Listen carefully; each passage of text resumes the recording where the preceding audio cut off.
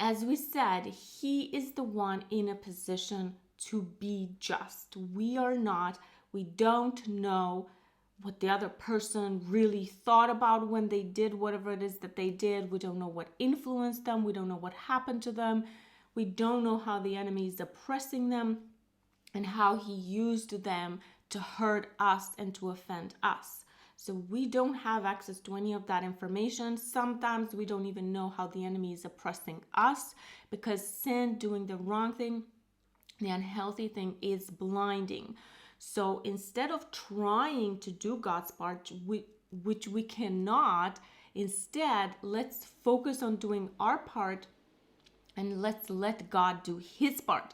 So now let's look at what Jesus teaches us in the New Testament. This is addressed to us, his disciple, and he teaches us the same thing, that God's part is payback and our part is to do what Jesus teaches us. So this is Romans chapter 12, verses 14 to 16. Bless those who persecute you, bless and do not curse. Rejoice with those who rejoice and weep with those who weep. Be of the same mind toward one another. Do not set your mind on high things, but associate with the humble. Do not be wise in your own opinion. So here it's very clear. Our part is to bless and not to curse. So we have to process our emotions, we have to process our anger, whatever hurt, whatever offense we have felt or experienced, we have to process it out. And this is actually part of it. So you could say this is step number 7 in processing our emotions, but this is not something that we have to do every single time that someone offends us, because at some point we are going to understand, and we're not going to have to actively work on trusting God to do his part. We're going to understand that he does that.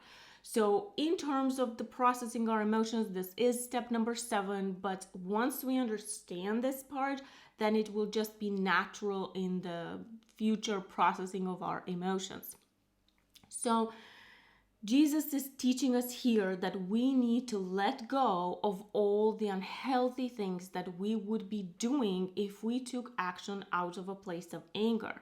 And this could be saying mean things to other people, being aggressive towards them, being hostile, being passive aggressive.